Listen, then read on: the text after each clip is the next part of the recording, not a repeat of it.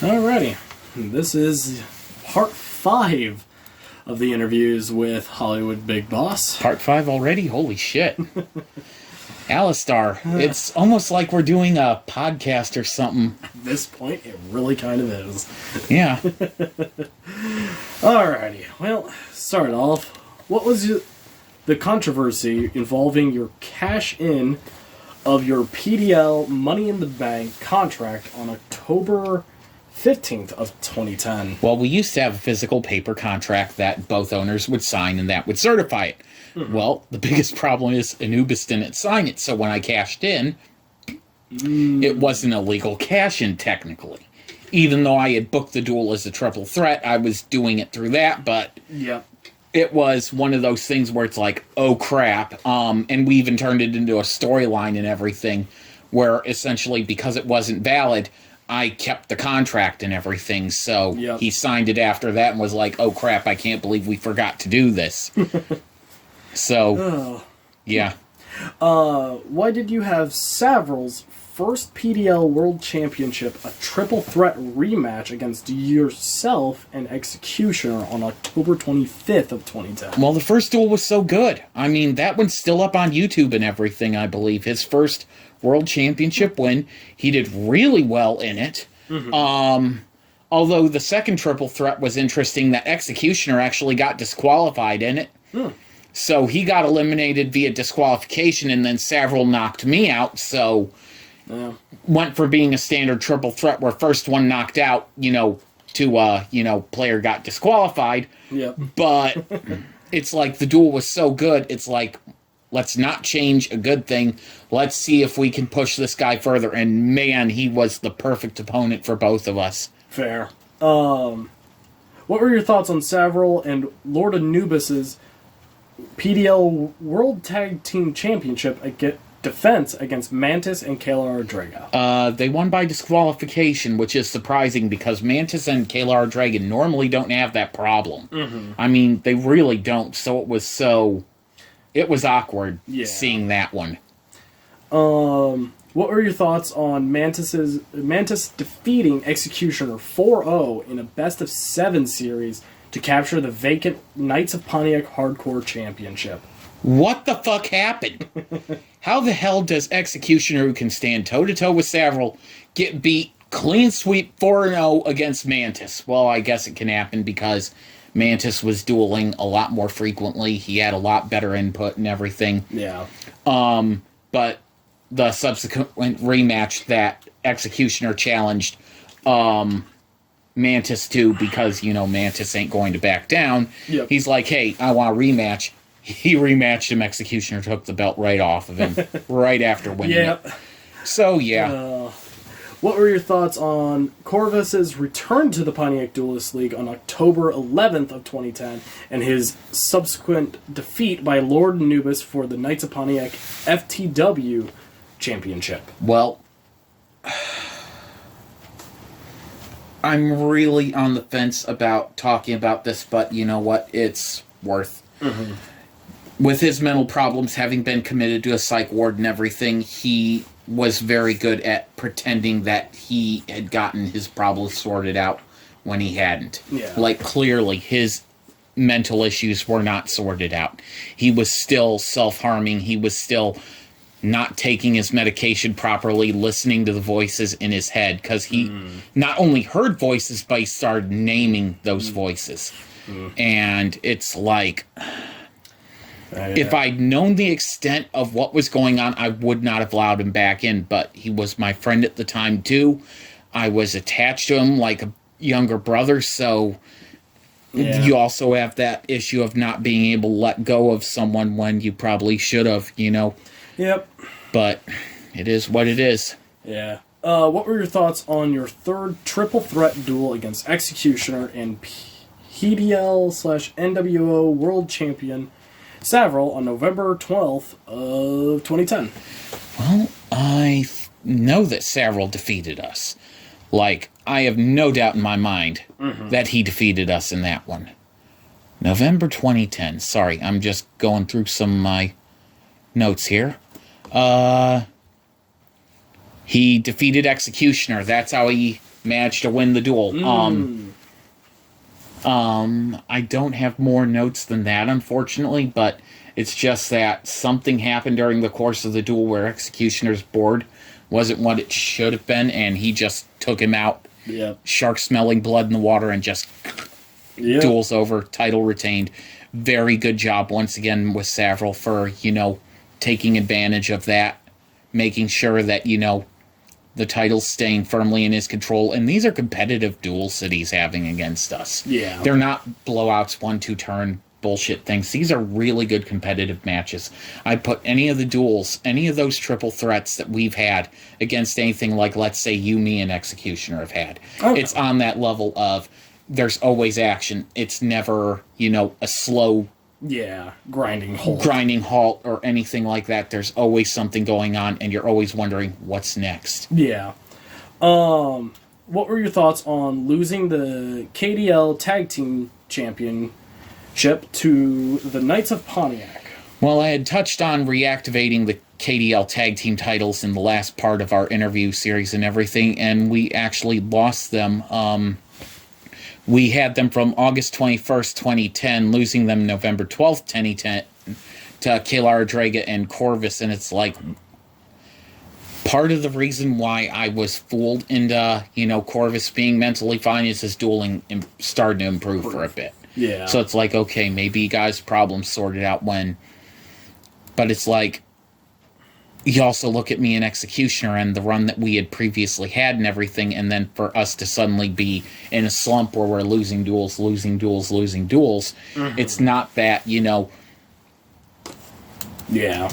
I'm trying to word this. It's not because we're playing poorly, it's because we're playing against an opponent which we're so well at that Savaril was more in our heads than, the other tag team things, so, Yeah, you just weren't really focused. Yeah, and the fact that they were able to beat us, that's just really surprising. Yeah. But it happens, and I'm willing to admit it. What were your thoughts on Executioner defeating Mantis to retain the Knights of Pontiac Hardcore Championship, and Lord Anubis defeating him to retain the Knights of Pontiac FTW Championship? Mantis losing 2 title matches in a row like that, that's really surprising that he wasn't able to pull out anything, because Mantis at this time was dueling, at the best that he had ever dueled at and everything, but, honestly, it's just really surprising that, Yeah. Mantis is not backing down from his opponents, and they're not backing down from him, and we're getting some pretty decent matches out of him at the same time. But I've really appreciated the fact that everyone was helping each other during this time. And even though the FTW titles, say what you will about it, Anubis having that run with it really helped it out and everything, the 127-day run. And Anubis isn't losing a single duel during this time. Yeah. Like, he's going on an undefeated streak that I don't think anyone's ever matched or ever will match. Probably not. What were your thoughts on Lord Anubis and Savaril defeating yourself and Executioner to retain the PDL World Tag Team Championship? They're the best tag team in the world. I mean, what do you expect? Savaril dueling him, those triple threats, he's got a lot of ammunition to use against both me and Executioner, because he's used to taking us 2-on-1, essentially. Throwing Anubis as a partner to help you out and everything in that situation. Yeah. He's got an even easier time of dealing with us. And we have an even harder time of dealing with him because he's able to do all of the shenanigans with his Baranic, and Anubis is able to hit us with that Blue Eyes Ultimate and Blue Eyes Shining Dragon and all the powerhouse cards that he's got with his deck. So yeah, Baranic's just popping things back to hand. And yep. Anubis is just killing, yeah. And then Savaril also using Goyle Guardian to steal shit too. Yep. Well, they had total board control and they utilized it properly. Yeah. I got no complaints. How did you address Savaril's concern regarding him missing a few weeks due to his college schedule involving finals? You need to miss a couple weeks because of college? That's perfectly fine. You're trying to set yourself up for the future. We can do a couple weeks without you. I really appreciate you telling me ahead of time that this is happening, and we can always make up your title defenses later. That's pretty much what I told him. Yeah. Like, it was no big deal at all, you know? Like, I didn't see it as, a big concern.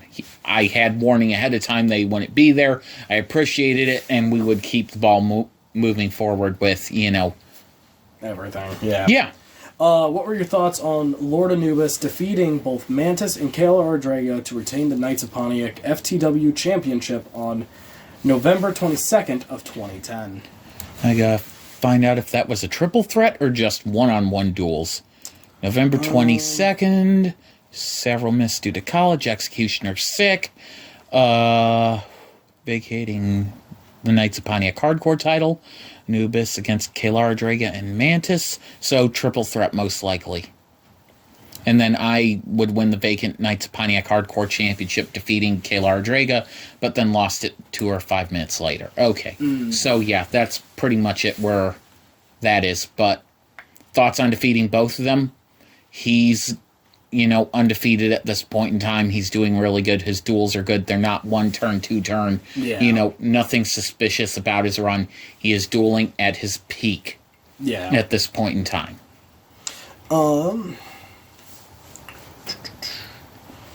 What were your thoughts on Executioner defeating yourself and Kayla Ardrega in a triple threat duel to regain the Knights of Pontiac Hardcore Championship on November 30th of 2010? Executioner is my tag team partner at this time. Kayla Ardrega's been my girlfriend since September of that year and everything. We're getting even closer to each other as far as family and everything. Executioner being the brother I never had growing up, and Kayla Ardrega in love with her and everything. Yeah. But just such good duels at the time. Like, I got no complaints. Executioner, even though it's the Knights of Pontiac Hardcore Championship, he's on top of that division and everything, and there's a lot of good, powerful duelists and a lot of good duels happening during this time.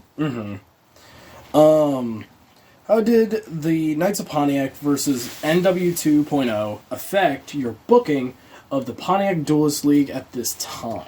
Well, we're doing a storyline, which we'll cover in the next video. Like, I didn't really touch on anything storyline-wise, because I just want to keep it to the actual duels and reality and everything, and not, the fantasy kind of storyline that we add over top of that. Yeah. For the public to kind of have as perception.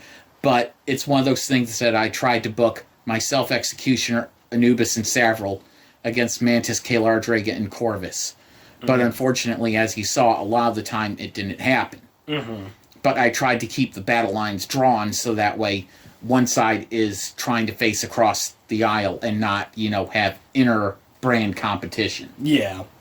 Why did you have Lord Anubis and Savaril throw the old PDL tag team belts in a trash can? Because I was getting new belts. Like, it only made sense. Like, we had some Figs Inc.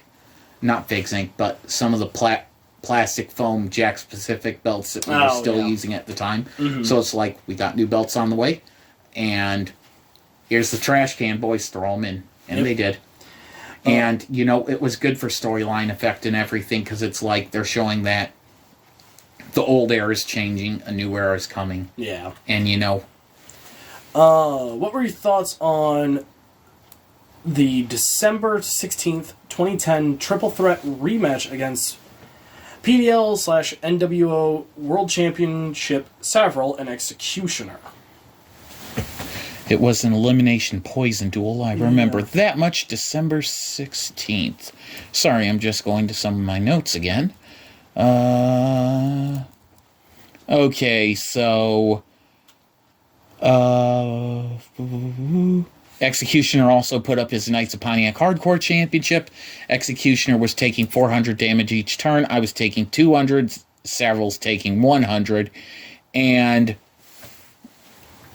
I started off the duel dominating. Executioner was my main target. Savaril just sat behind swords for a good chunk of the duel. Executioner recovered after falling below 2,000 life points, got back above 4,000. He was actually, instead of using his wind deck, using his dinosaur deck for this one. Oh, okay. So, life point manipulation and all that stuff. Then Savaril managed to make a big impact in this duel with Wicked Dreadroot and everything that Anubis had given him. he was able to completely shut down Executioner's dinosaur strategy. And, yeah, with that duel, he's holding every active singles championship. He's got the World Championship, the Knights of Pontiac Hardcore, not the FTW title, because, reasons and everything like that, but all the main ones he's got. And not to mention the World Tag title. So go ahead with, what were your thoughts on Savaril's Iron Man PDL/NWO World Championship duel against Kayla Ardraga on December 28th of 2010? Well, I believe Kayla Ardraga got the first 2 falls in that really early. Yep. But Savaril was just able to mount a comeback, and she couldn't stop him. Yeah. He ended up getting 5 falls after her. Yes. On her, and it was just game over. Yeah, that's pretty much it. I mean... Yeah. What were your thoughts on Mantis defeating you and Kayla Ardraga to win the vacant Knights of Pontiac Hardcore Championship with 400 life points left? With only 400 left, it's not surprising that he was able to do that, skin of his teeth and everything. Yeah. Defeating me and Kayla Ardraga, good on him. Probably used either as Earthbound Immortal or the Wicked Avatar to do it. Yep. But I was kind of, happy that, he was able to pull out the stops in that triple threat. Because Knights of Pontiac, him being the leader of that group and everything, him having that title, it kind of made sense. Yeah. Why did you have Mantis defeat the Knights of Pontiac? Defeat. Oh, defend. Whoops. That's my bad. I'll restart. Why did you have Mantis defend his Knights of Pontiac Hardcore Championship against Savaril's Pontiac Duelist League World Championship? I'm apparently fumbling all over. It is quite all right. Why did I have it? Because it's like, you know what? Savaril deserves an easy time with this one. Mantis has 400 life points left. Savaril, you get him. Yep. And not to mention, it'd be a funny thing for, our storyline to be like, hey, Mantis had only 400 life points left. Savaril took him out. That is not what happened at all. Yeah. What was your reaction to Mantis winning the Pontiac Duelist League World Championship? That duel's on YouTube, and it's the most ridiculous duel you'll ever watch in your life. Mantis surprising Savaril with every trick in the book, and making a poker face joke where he... oh, man, it's just like... He would just put on this kind of stonewall kind of expression, and then just be like, I got you a poker face, that kind of thing, and it's like... It is the most ridiculous duel I've ever seen in my life, and how the hell he beat Savaril, starting with only 400 life points, against Savaril having full life points. It's not something you'd expect. Yeah. Why did Savaril retain the New World Organization Championship after losing the PDL World Championship? The Rated R belt was supposed to be there on that date. Spoiler alert, it didn't arrive. I had been told that it should be done end of the year, end of December, and I split the titles. Well, we have a problem. The Rated R belt's not here, so improvising time. Because Mantis is world champion, I had him hold the old plastic replica NWO championship, and Savaril would use the metal red NWO belt that he had been using as the world championship and still carry that. Yep. But it's mainly, the other belt's supposed to be here. It's not here. Gotta make chicken salad with chicken shit, and well, it worked. Yep. It didn't affect appearances or anything like that, I don't think.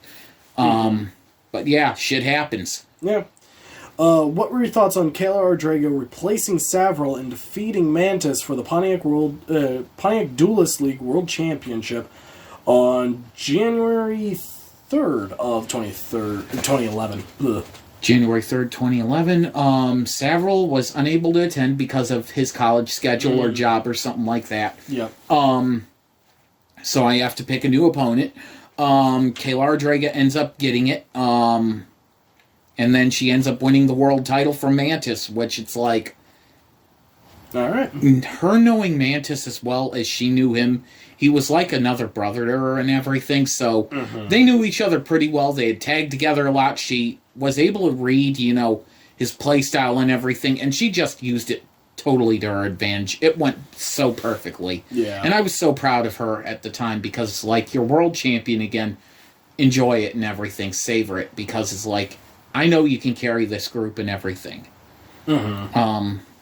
But yeah, go ahead. What were your thoughts on you and Executioner finally winning back the KDL Tag Team Championship from the Knights of Pontiac?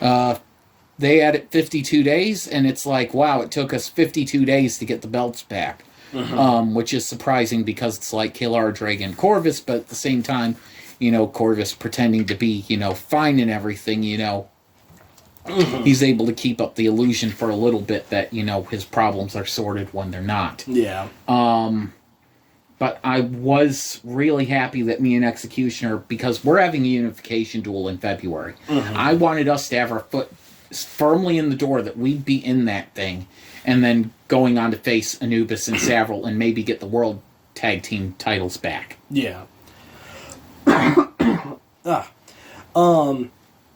What was your reaction to Lord Anubis retaining his Knights of Pontiac FTW championship against yourself, Kayla Drega, and Executioner in single duels on January 11th of 2011? Well, I was upset with him because he snuck out of his house while he was grounded. So this entire time that there's a gap with no Anubis, he's grounded. Well, he sneaks out of his house one day and then tells me after the fact that he's done it, and it's like, what the fuck are you doing? Now if you get found out that you're not there, he's gonna come back on me, kid. But apparently his mom never found out, but my reaction to him winning the duels, holy shit, I was happy for him. I'm glad he's back. A little bit upset about the one thing, but it's like, you know what? Yeah. It's, we'll make chicken salad out of what we're given and make things work, and utilize him to the most of our capabilities while we have him there. Yeah. Why did Kayla Drega defend the Pontiac Duelist League World Championship against you the same day? Mantis and Savaril were both unavailable. Yep. They both weren't there. So it's like, who we have is who we have, and let's, keep the ball rolling. Kayla Drega faces me. It was a really good duel. She managed to beat me. And even Executioner at the time was like, she did good. She did really good. Because her hero deck's starting to really gain traction, some steam, and everything. She's really starting to find herself as far as the duelist and everything, get some more of her strategies. Yeah. And not to mention, because her and me are seeing each other now on a daily basis, any questions or whatever, she's able to absorb and learn from me everything that she needs to know about dueling, and any questions that she asks, I'll answer. It's not that, I'm going to force her to duel every single day. It's like, hey, if you want to, and then she would want to. So it's like, okay, let's do it. Okay. What was your reaction to Lord Anubis finding your missing Sacred Beast Chest Archfiend deck? Well, that deck had went missing for about a month. The thing that really upset me is that I, at the time, hadn't updated my deck lists, which, as you can tell on my computer, I have deck lists of everyone's on an Excel sheet. That is true. So if someone's deck ever gets stolen, it's like, I'll give you the Excel copy of the sheet so that way you can rebuild it. Yep. But it's like, it was a relief because it was a couple $100 in cards. Because they, even though they were the 10 Sacred Beasts, back then they were still very expensive. And it was the full Chess Archfiend set with Terror King, Vile Pawn, Infernal Queen, those mixed in with it, because you didn't really have the Sacred Beast support that you do now. Yes. You have them and then the Magic card that went with them. Yeah, wasn't it the field spell? No, not the field. Oh. It was Phantasmal Martyrs. Oh, right, yep. But other than that, they had nothing. So it's like, you're running a Fiend deck. So, yeah. And I made the most of, but I was so happy that he had found it. It had accidentally gotten into his bag and everything. And he was like, what the fuck is this doing there? I don't have a blue deck box. Yeah. And I knew that there was no malicious intent with, him doing anything with the deck. Yeah, the fact that all the cards were there and... Everything was intact, nothing was messed with. Yeah. So, yeah, it's one of those things. Why did you give Lord Anubis a new Knights of Pontiac FTW championship when you intended on retiring it on February 19th of 2011? For effect. Because he goes from, this little kid's plastic belt to a full size, even though it's a plastic adult replica, it's still an adult size replica, and it's for effect. Yeah. It's because NW 2.0, it's like we're putting out this perception that we're higher, class, status, all that, than the Knights of Pontiac. So it's like all of our champions are going to carry, championships that, look and feel the part, not like a kid's toy. Yeah. So it's like we're upgrading, and you guys, if you're an NW 2.0, you get to come along for the ride on that upgrade. Why did you have Kayla Rodriguez switch from being in the Knights of Pontiac to NW 2.0? Public perception. We're doing this storyline, and she's supposed to be in with Mantis and Corvus, and the battle lines are drawn. Well, she's dating me now.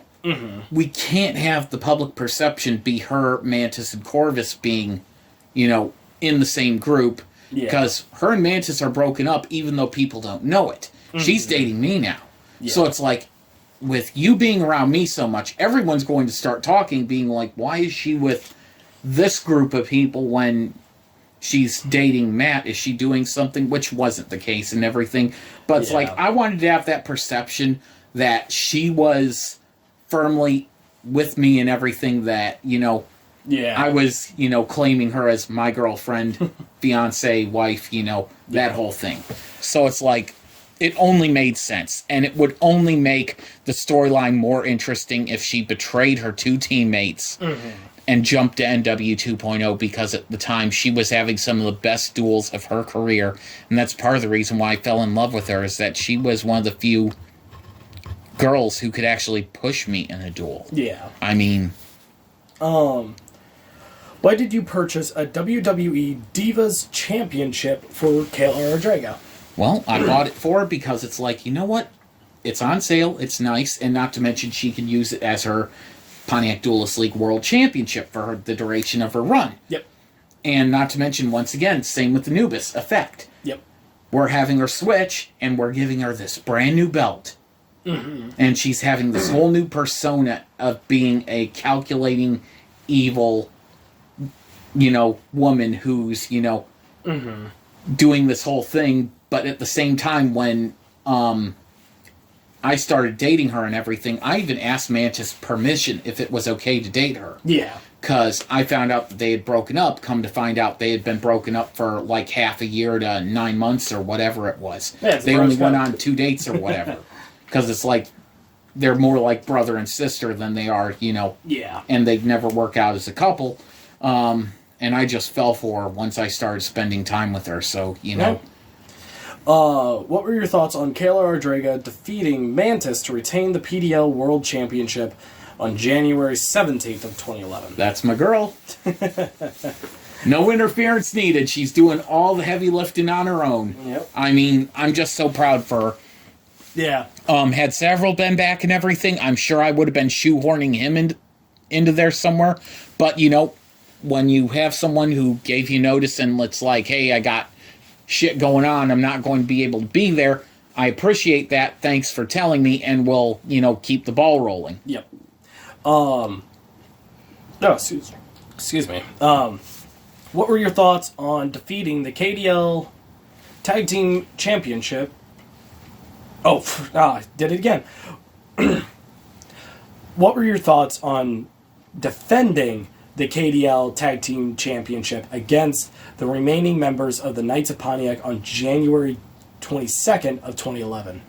Well, this would be pretty much what your dad would be like in one of his cases and everything. Just crack his knuckles, put his hands behind his head, easy money. Yep. Like, it was easy. Like, against the remaining Knights of Pontiac, it's just...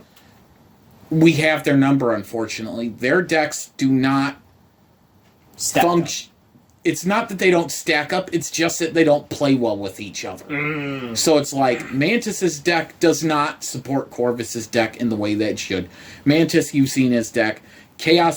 Not Chaos's. Corvus's deck is a VWXYZ Dragon Catapult Cannon / Cyber Dragon deck, but also has Obelisk in it. So it's got a summon spam, but at the same time, It's got a big beater in there. It's got a big-ass beater, but at the same time, it's like, they just do not play well with each other. So it's like... Yeah.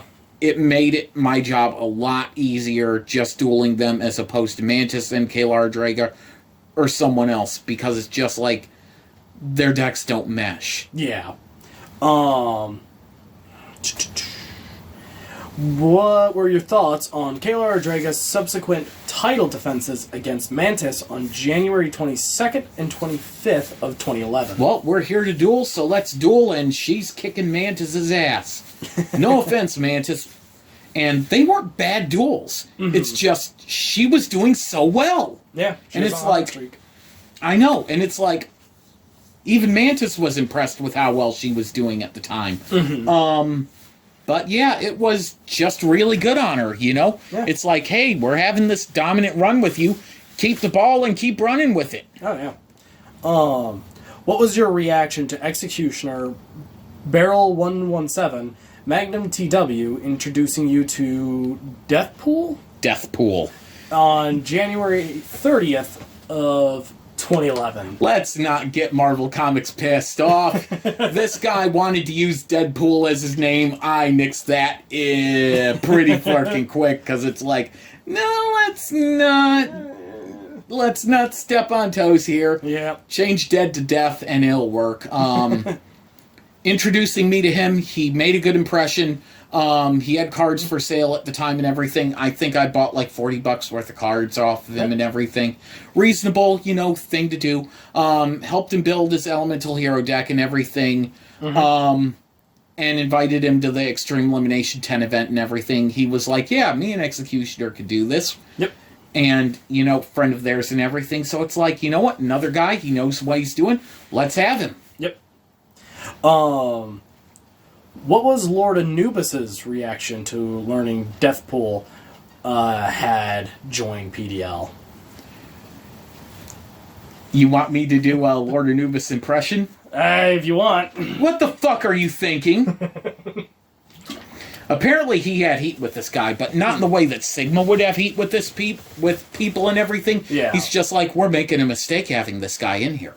Like, just personality and everything wise, he's like, we are making a mistake. He isn't going to last. Sad to say, Anubis was right. Right. And he definitely was like, hey, remember that Deathpool guy? And it's like, yeah, I know. I wanted to try him out. He didn't work, but it's on me. And I said it'd be on me. So you can, even though I'm the boss, feel free to lay into me on this, because it's like, you called it. Yeah. You said it was a bad idea. And it's like, you called it right. I'll own it. Yeah. I'll own that mistake. I will fucking own it. Why did you have Kalar Draga defend the Pontiac Duelist League World Championship against you on February 7th of 2011 in Gardner, Illinois? Well, the Rated R belt finally arrived when it was supposed to be done in December. And I had a Money in the Bank contract, even though the titles were locked at the time. Yep. But I had a Money in the Bank contract, so it's like... that kind of overrides it. Yeah, it's like, hey, Draga, I know we're going to sit down and duel, but I just got to try one more time and see if I can beat you. And I didn't do it mid-duel either. I did it before the duel even started. I'm like, hey, I respect you too much to, fuck you over at this point in time. But it's like, I'm cashing in now. Yep. Let's do this for the world title. And I won. She came so close to beating me. She got Slifer out and was able to really put some pressure on my field. It was she made it tough. Yeah.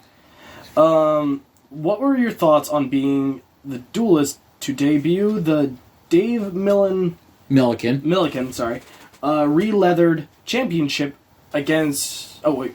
I love... Re-leathered rated R PDL World Championship spinner. Well, it felt kind of nice because, you know, it's a belt that I had bought originally as a graduation present to me from high school. Sent it into the Ace of Belts, Dave Milliken, the guy who was doing the Intercontinental belt and the tag belts for WWE at the time. Yep. And it's like, this is his leather work. This is the best guy in the business at the time. Yep. And he's going to do this belt for me. It's like, I would not pick anyone but the absolute best. Yeah. So it's like having that in my hand and being the one to debut it on camera. I did it in a suit and everything because it's like, you know what? I want to show off, like, this thing is amazing. I wanted to show off that this is my world championship belt. Yeah. And if anyone wants to try and fucking take it from me, you got your shot. Mm-hmm. And it's like, I really appreciated the fact that I was the one able to do it. Now, had Kayla Draga beaten me, she would have been the one doing it. Yeah. But, yeah. Kind of lines up nicely that way. What was your reaction to Kappa W reactivating the old Central League form? Why the fuck can't he leave this thing dead? I'm talking about from at the time. It's not a reflection of me now. Mm-hmm. I was really spiteful, angry at what had happened and everything. Yeah. I was really pissed off. I know Executioner and Anubis were even more pissed off when he reactivated it, because it's like, so you make this whole big thing about, oh, I'm going to shut the forum down. I'm going to shut the forum down.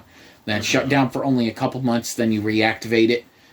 Yeah. Only deleting my posts and everything from it, and that's the only thing you did, and it's like, oh, we're game masters. No one's contributing on your forum yet. Mine, even though you claim, oh, it's not a web forum, I still had at the time a lot of people contributing on my forum on a daily basis. I had Draga, I had Corvus a lot of the time, I had myself, I had Lord Anubis doing a lot of contributions. It's just, you know, I was really pissed off,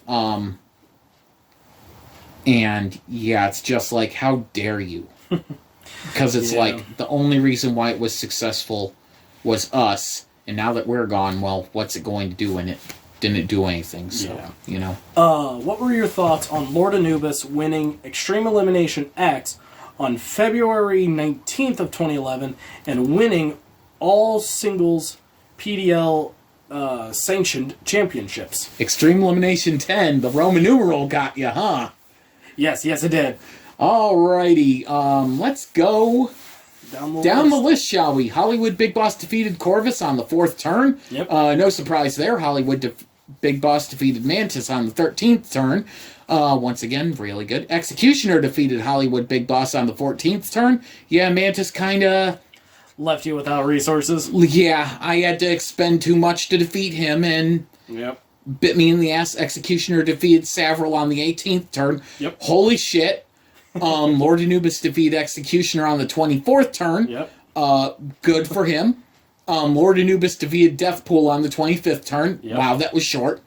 Lord Anubis defeated Kayla Draga on the 26th turn. She was originally supposed to be going in World Champion, final entrant and everything. Yep. It did not help her out. Anubis had such a good board. Yeah. Once he got in on that duel, I mean, Yeah, it looks like he just steamrolled the rest of the... Yeah, it was bad. He curb stomped him. He earned that victory. Yeah. He earned that freaking victory.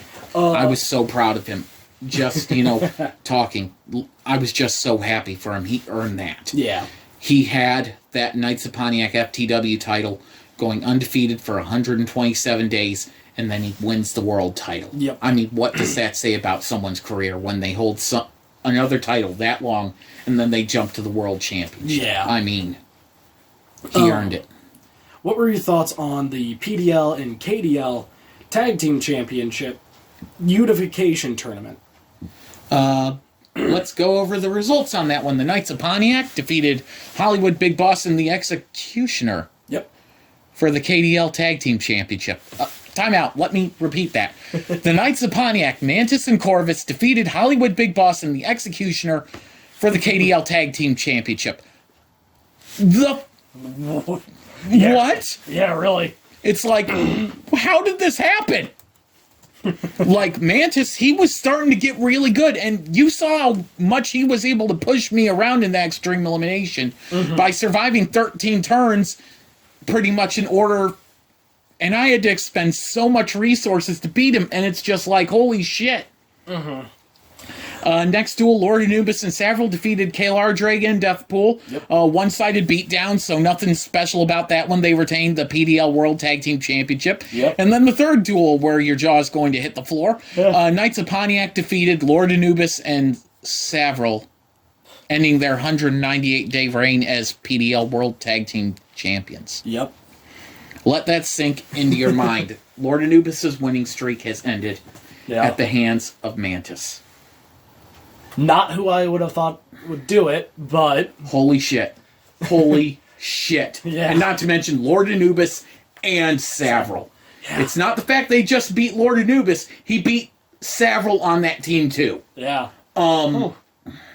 Anubis misplayed in that duel, too. He could have saved them, but he discarded the wrong card a turn ahead of time. So it's like, that one little mistake. Yeah, it was like he shouldn't have given up that resource for that negate. It's like, because he discarded one card for Divine Wrath, which would have saved him. And I don't remember what it was, but I instantly knew when he did that. You should not have done that. You should not have done that. Well, that kind of also answers the next question of what were your thoughts on the end of Lord Anubis' undefeated streak, 127 days single and 198 days tag. What the fuck just happened? This is impossible. How did they win? It's one of those, when did we deviate from the main timeline? Yes. It's one of those, Thanos did something here. It was like, what the fuck? How? This doesn't make sense. On paper, this is the ultimate mismatch. It should have been Lord Anubis and Savaril steamrolling everyone once we got taken out, but... Nope. Alrighty. What was the incident that occurred with Kayla Rodriguez's English classmate at the event? Okay, so I saw Kayla Rodriguez outside talking to someone. And it's like, okay, this is one of her classmates, or I thought he might have been one of her teachers, because he was like 6 foot something, completely bald. He looked like he was in his 40s or 50s or whatever. And I introduced myself, hey, I'm Kayla Rodriguez's boyfriend. And he's like, no, that's not right. I'm her boyfriend. He lied. He was trying to move in on her. And she had a total nervous breakdown because of it, because she didn't know he would say that. I'm like, what? And things would only get worse over the coming months and everything. The worst of it was things had gotten so bad that her parents were really worried about, him. They were having one of their Native American friends who was a really big gentleman, but nicest guy you could ever meet. Make sure escort her home because he had followed her home one day because he had a vehicle and all that. Because come to find out, he's not a teacher, he's a student, and he's in like his late 30s, almost pushing 40s, and she's in her 20s. And the things that he's saying is nothing that any man should say about any respectable woman. It's just so Neanderthalish. It's like, and not to mention he's a student and almost 40. And it's like he's going to Heartland Community College and he's almost 40. It's like, I don't think this guy had ever had a job in his entire life. I think he was a professional student. I think that's what his job title was. And it's the worst incident that had happened is I'd gone to pick her up from the library like I was supposed to and everything because her parents couldn't. And we were going to leave. And her younger brother was with me. And he tried to be like, hey, can I talk to you for a minute? And I'm like, no. I'm like, no. He grabbed me from behind, slammed me as hard as he could into the doors at the library. My back was I didn't feel it then, but the day after, I really felt it. Yeah, that's generally how it And goes. the librarians were like, what the fuck is going on? Mm-hmm. And then he let go of me. Mm-hmm. And then I was like, run to the car. Get to the car now. Yep. And me and her younger brother got to the car. We bolted over here and called the police. Yeah. Instantly. We got an officer over to my house and everything. And he actually, because he had been calling Draga and everything, and she had been ignoring him, but she gave the officer the number, and then he was like, hey, I'm Officer da-da-da. I think it might have even been Casey Kohlmeyer, who was the officer who they sent to us and everything. Yeah. Because that, you know what, that might have been it, because I remember when he passed and everything, I'm like, oh my god, it's him.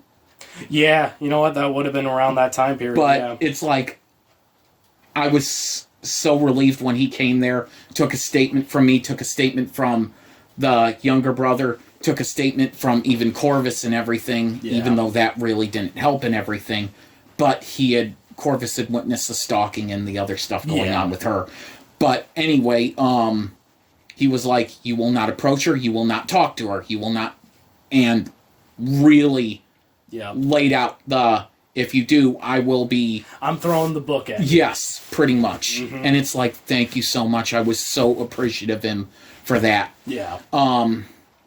The last time I remember ever seeing him, he was screaming his head off at this one girl outside of the college. I mean, I thought he was going to punch this girl. Oh, jeez. Like, he was really puffing up and, you know... trying to act tough. Act tough and everything. And he always had this one, like, leather satchel and everything, but it was this big, like... It was full of either papers or whatever, or books. Yep. Just leather satchel, and he would carry it everywhere. But it's like... Dude, you are unhinged. Yeah. And went to the courthouse after the police thing started the process to getting a restraining order.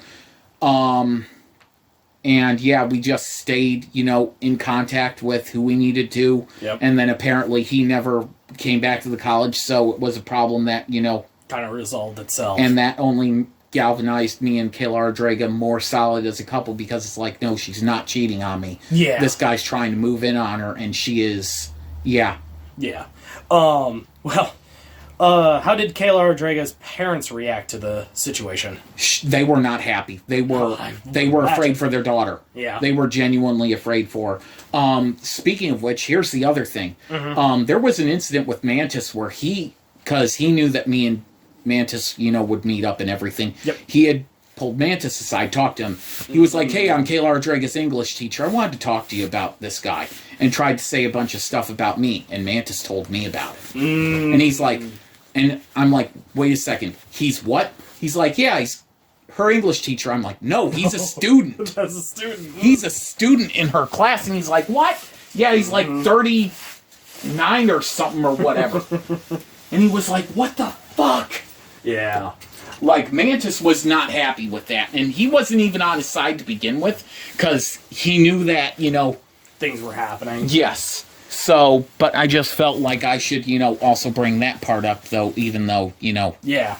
Well, back to, PDL and everything. Why did you fire Deathpool several days after the PDL event? There was an incident with Burial 117 where Deathpool, it's not good. It's really not good. I have some of my notes here on it because it's like there's a lot of crap that happened here. Boy, it was not a pleasant situation. Yeah. Okay. The falling out happened because he started harassing Burial, claiming he was trying to steal his friends from him, Executioner, all those guys. Yes. And then out of nowhere, he accused Burial of stealing his cell phone and making death threats towards him. Okay. Then they found out Burial didn't steal the cell phone. He made the death threats to himself. The police were called and everything, and they realized that his story kept changing. It didn't, you know, stay fit. straight, didn't fit. and everything. Executioner, those guys completely cut ties with him. Yep. Out of respect for Executioner, because he's Burial's friend, I cut ties with him. Yep. So every time he would try to be like, hey, you want to buy some of my cards? Nope. Not even a reply. Yep. I just completely cut him off. It's like, I'm not going to, And he would even leave voicemails for me at the time and everything. And it's like, no, I'm not going to deal with you. Yeah. It's like, you tried to fuck over one of my friends. And it's like, I'm not even going to dignify it with a response. Yeah. What were your thoughts on the series of out-of-town title matches for the NWO Championship on February 22nd, or 26th, sorry, of 2011? Let's see. First one is HollywoodBigBoss defeated Kayla Ardraga in Kempton, Illinois. Yep.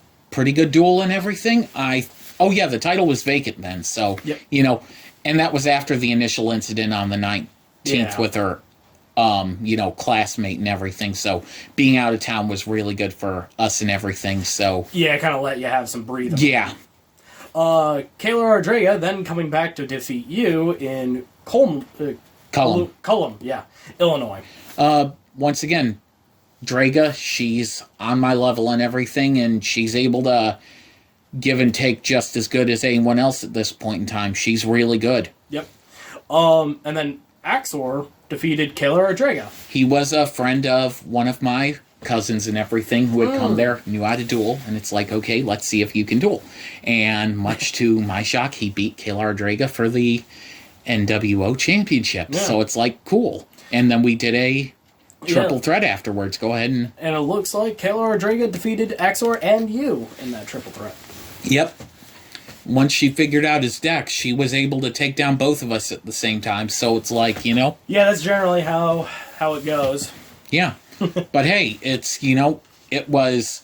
We got someone new, but unfortunately, because he lives so far away and everything, it's like he won't be able to attend all the time. Yeah. But the little times that we were able to see him, it would be nice to have him around. Yeah. So, yeah. And plus, during that time, there wasn't a whole lot of online options for you. Exactly, yeah. What were your thoughts on Mantis winning the vacant Knights of Pontiac Hardcore Championship on March 4th of 2011? Well, Mantis has the hardcore belt and the tag belts now. So, double champion in that regard, and it's like Mantis is turning into the dark horse here. Yeah, because it's like Draga's got the NW 2.0, Mantis has the tag and the hardcore, and then Anubis is sitting on top of the heap with the world title. Yeah. It's like Mantis is really proving himself during this time to be like, hey, I'm a contender too, and you believed it. Yeah. What was your reaction to the Knights of Pontiac retaining the PDL World Tag Team Championship against yourself and Kayla Ardraga? Well, that duel ended due to time constraints. I think we all had like either 32 or 3,600 life points left. Because something dealt even damage to all of us. Okay. And we ran out of time. So because there was no clear winner, and life point totals were the same, we called it a draw. We'll have a rematch later. Yep. And I think that might have been on March 4th as well, so... Yeah. Yeah. Because, I don't even have a date for that, so it looks like it would be on March 4th. Yep. Why did you allow Kayla Ardraga to use her Money in the Bank contract for the PDL World Tag Team Championship against a Knights of Pontiac Hardcore Championship duel on March 8th of 2011? Okay, so Mantis and Corvus are dueling. Yep. An incident happens where Corvus shoots off his mouth and his sister's in tears and everything. I go out to console her, talk to her and everything, and it's like, you know what? They're both dueling in there. Mm-hmm. They're both the World Tag Team Champions. Mm-hmm. We could cash in on them with your Money in the Bank and take the tag titles from them during this hardcore title match. Yeah.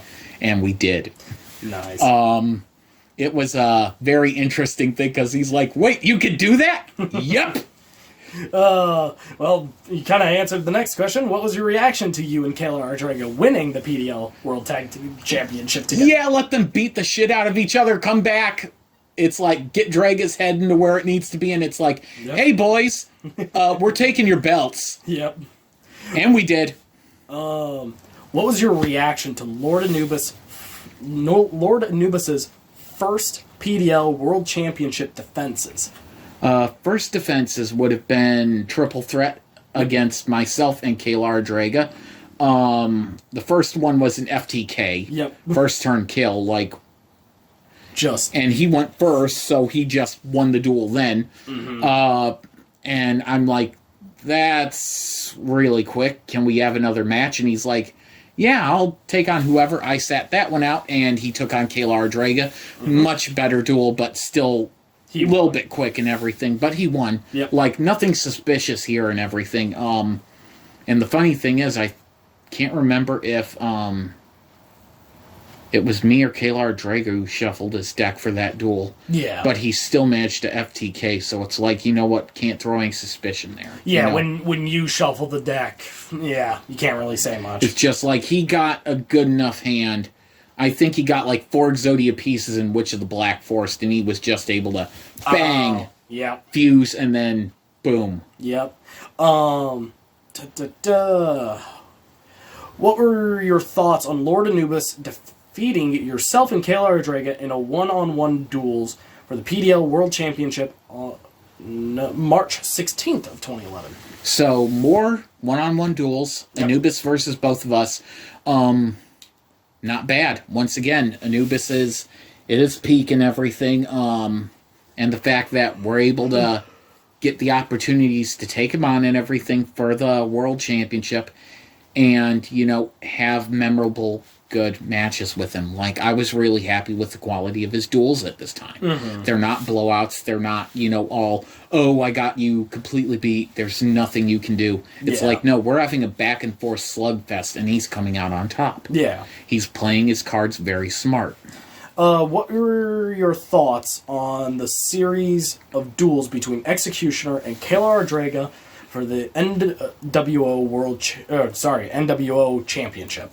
Alright, so Kalar Draga and Executioner. Gotta go down just a little bit because I know they're here on this list. That would have been in between March 16th and the 23rd. They were pretty good, actually. Once again, Draga's proving she can stand up to Executioner and stand up to Anubis. Yep. She went from being a middle-tier duelist to one of our top-tier duelists. Yeah. And it's like, even though she's not winning the World Championship, she's able to hold on to the NWO Championship at the time. The second-tier belt is firmly in her, sights grasp, all that. Yeah. And no one can keep it away from her.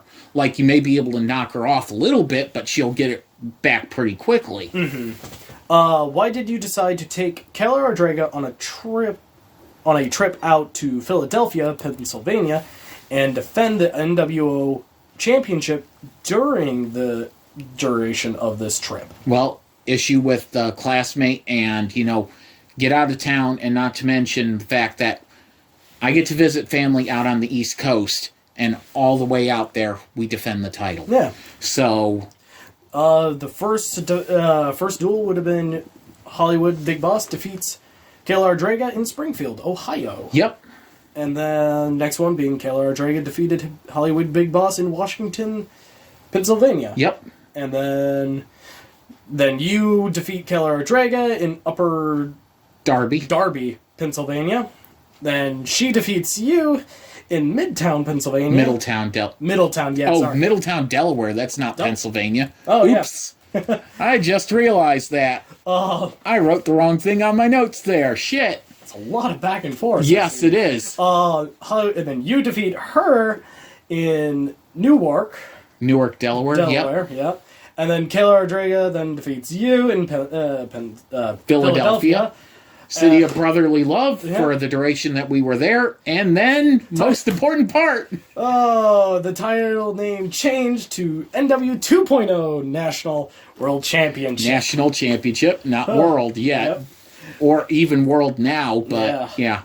And then you defeat her in Glasgow, Delaware. Yeah.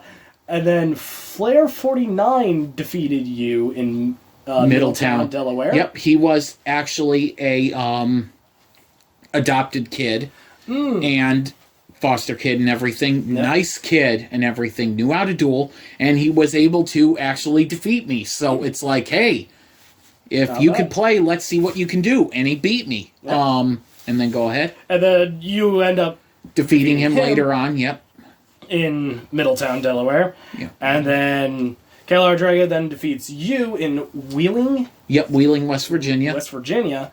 And then you defeating Kalar Draga in Richmond, Indiana. Yep. And that pretty much covers all the title changes.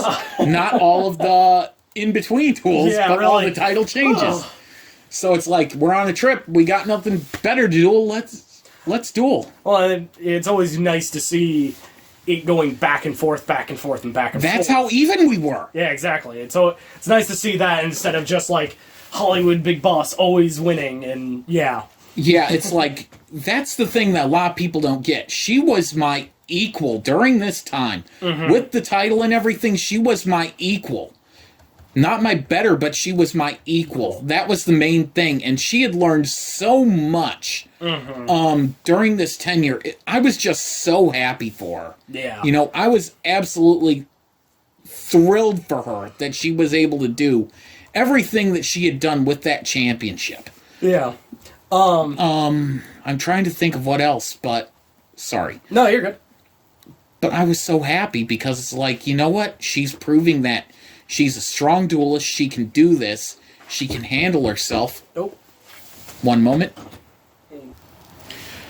All right, we are back continuing on, but go ahead. Why did you rename the New World Organization Championship to the NW 2.0 National Championship on April 6th of 2011? Well, it only made sense to rename the title because the faction name changed. So it's like, we're no longer New World Organization, we're NW 2.0. So let's, match up there and, Well, and the fact that there were multiple duels outside of where our home territory, yeah. Yeah. And it's like, hey, it's a national championship. Our world championship has a title from another city in it. So, well, actually another country too. Yeah. So it's like, this one's gone on a tour across the country. Yep. It only makes sense to rename it. And why not rename it when we're in Philadelphia, Pennsylvania, of all places? Yep. I mean, major metropolitan area. Yeah. What were your thoughts on Flair 49 defeating your for the NW 2.0 Intercontinental Championship on April 7th of 2011? Well, it would have been the national championship, so I'm guessing that was a typo. Yeah. But anyway, I was really happy for the kid. I mean, it's like, even if he did nothing else, he still got his name on the list for being a former NW 2.0 national champion. Yeah. I mean, and being one of the first ones after making it a national championship to have held the title, not be from our territory or anything. Yeah. I mean, I was so happy for him. Still am happy for him to this day. Oh, yeah. He helped us out quite a bit by doing that. What were your thoughts on that series of duels between yourself and Kalar Draga for the NW 2.0 National Championship? I was really happy with them. I mean, we didn't have any stinkers, which was, kind of surprising, but kind of nice at the same time. It's like we're having competitive matches, and, we're making this championship really mean something. It's the workhorse championship. Yeah. This is the one that you work day after day after day after day after day for. And, What were your thoughts on Lord Anubis's PDL World Championship duels against yourself and Kalar Draga on April 11th of 2011? Kalar Draga got blown out, unfortunately, in the first, 2 turns. Yeah. Or 1 turn, I'm not sure how long she lasted it. It's just, one of those things where it's like she got not much and he got everything. Everything, yeah. And then me, I managed the last 10 turns, but I'm going upstream every fucking step of the way. I'm not getting a fucking room to breathe against this guy. Yeah.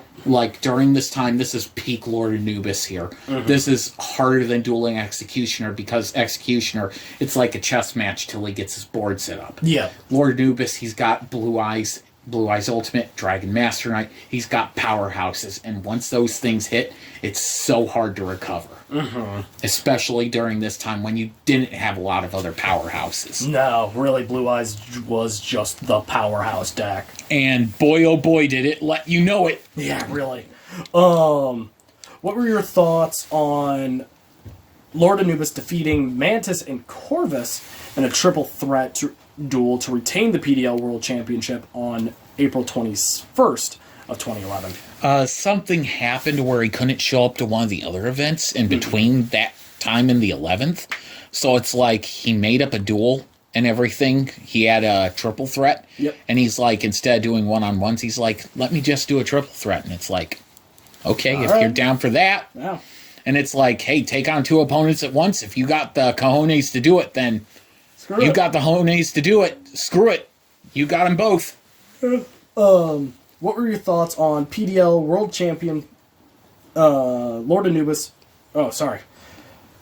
What were your thoughts on PDL World Championship Lord Anubis against Knights of Pontiac World Hardcore Champion Mantis title versus title, April 26th of 2011? Once again, very good duel on Lord Anubis' part. Mantis, you know, he's really trying to make something with the Knights of Pontiac Hardcore Championship.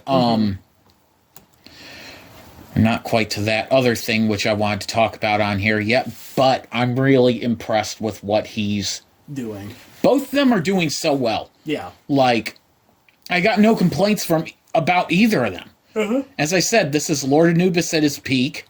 And this is Mantis really coming into his own right here. Yeah. So yeah, I was proud for both of them. What were your thoughts on Lord Anubis defending the PDL World Championship against Corvus, you, and Kayla Ardraga that same day? Well, Big Dick in the locker room wants to prove that he's, you know, top dog, and it's like, I'm not going to tell him no. No, yeah. It's like, you want to take on 4 opponents, one after the other? Fuck it, let's go. Yeah. And he beat all of us, so it's like, credit to him. Whereas Executioner had a lot of best of 7 series and everything, Anubis was just challenging people outright and everything. And it's a lot of the time because a lot of the plans that I have, I'm having to change on the fly because stuff is, you know, not quite where it should be. So it's like, you know what, let's just let it ride. And unfortunately, that's the end of my written records because the Pontiac Duelist League Hyperboard got deleted.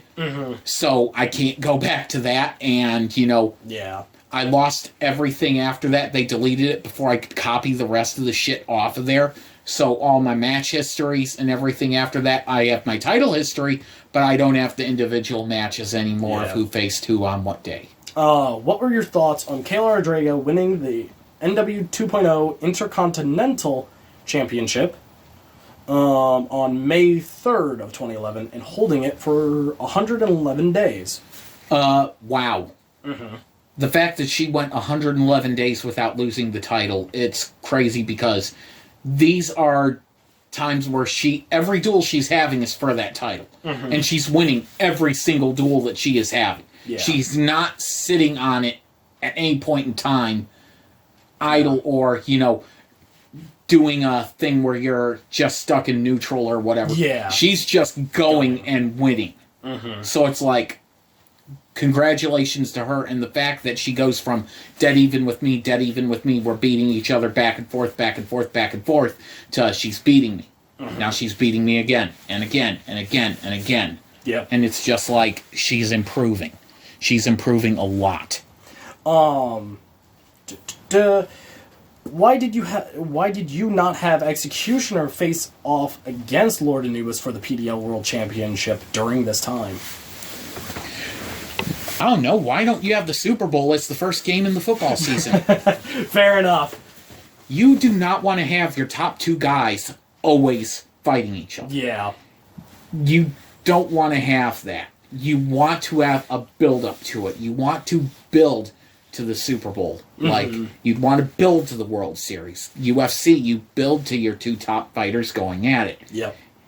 And that's what my main plan was. If you notice during Executioner's run, how many times did Anubis face? A lot. Well, not that amount. How many times did Executioner defend the title against Lord Anubis? I can't remember, to be honest. 0? None. Anubis had the FTW title for 127 days during that entire time, which is end of Executioner's run. Yep. He's not taking him on. Anubis' entire Knights of Pontiac run, when he's got that hardcore title, he's not facing Executioner. Mm-hmm. And he's like, why are you not putting me in this? Did I do something wrong? No, it's like, I'm building to my Super Bowl. Mm-hmm. I want to have, when you two face each other, that's going to mean something. That's going to be something that people haven't seen. I don't want people to see you two face each other one-on-one. Tag duels you're going to meet. Yeah. But not individually. I want to build to that match. I want people to be like, I want to see Anubis versus Executioner, and I want to see who wins. Yep. Because we're always building to that one match. Even from the start of NW 2.0. Yeah. The start of that storyline that we're doing, that's ongoing, the end game, the end result is supposed to be Anubis versus Executioner. Yep. And then people are going to have to pick sides after that. Yep. And then as you'll find out afterwards, that clearly wasn't the case, but... Yeah. You know? What were your thoughts on Lord Anubis' subsequent one-on-one PDL World Championship matches against Mantis and Corvus? These duels after this were not particularly great. Mm-hmm. I don't remember a whole lot of them other than Anubis won.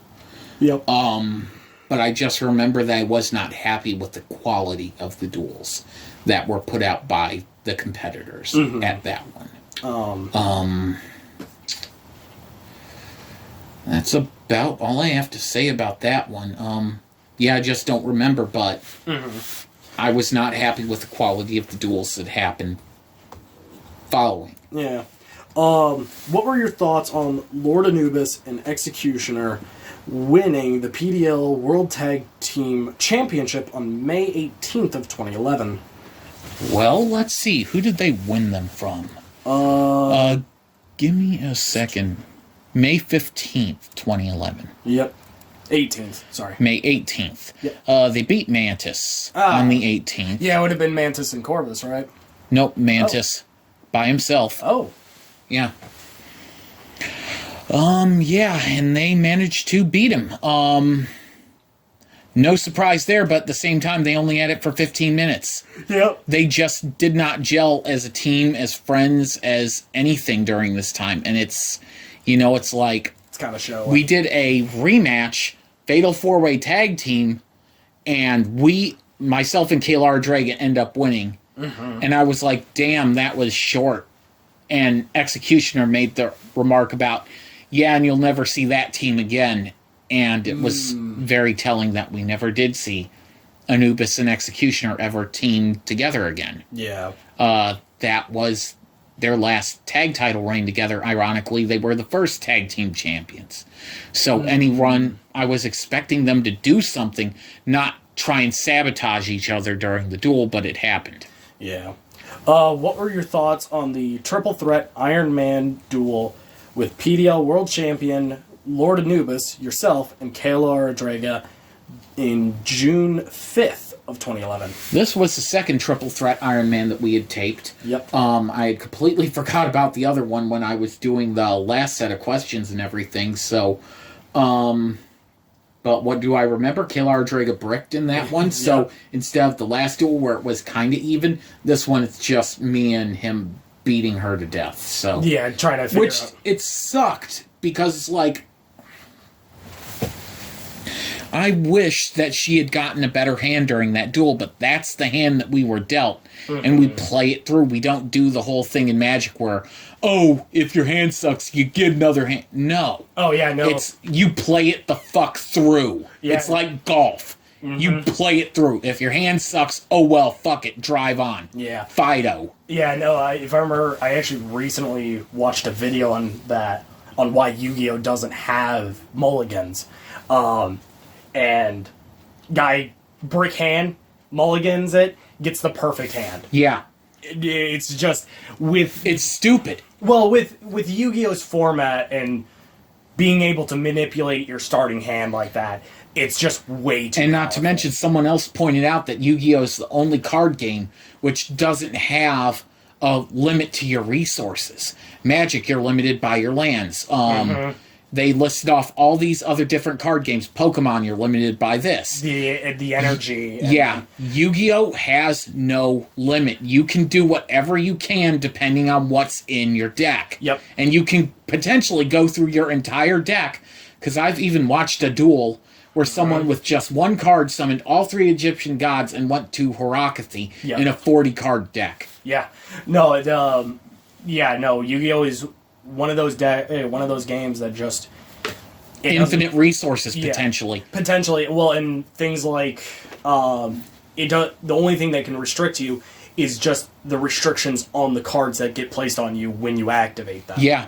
That's all that it is.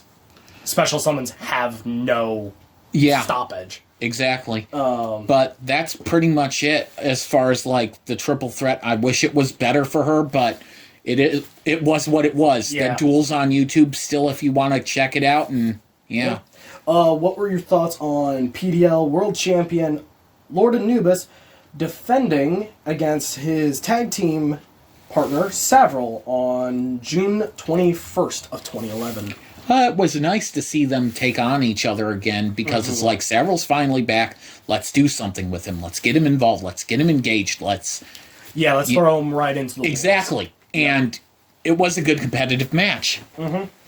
What were your thoughts on Lord Anubis and Savaril regaining the PDL World Tag Team Championship from you and Kayla Draga? They had a 55-day reign. I was very happy for them. Yep. Because it's like, it felt like the first time that they lost the tag titles, it's like, man, that sucked. Because it's like, they're riding this wave of no one can fucking beat us, and then they get beat. Yep. And it's like, oh, man. If only he hadn't done that one mistake. But it's like, we're AC/DC's back in the saddle again. They're back. Who's gonna stop them? Yeah. Why did you add Kayla Draga to the rematch of Lord Anubis versus Savaril on July 27th of 2011? Throw a little bit more spice in the duel. I wanted to make it more interesting. Like, we saw Savaril versus Lord Anubis. It wasn't bad and everything, but it's like, I just want to throw something else in there to make it... It's like the duel needed something. Yeah, I need a little bit of extra Oomph spice to it. Yeah. So it's like, I couldn't not justify putting her in there, because it's like, hey, let's make it interesting. It's like, we got Draga. She's not been defeated for the NW 2.0 National Championship yet. Anubis hasn't been beaten yet.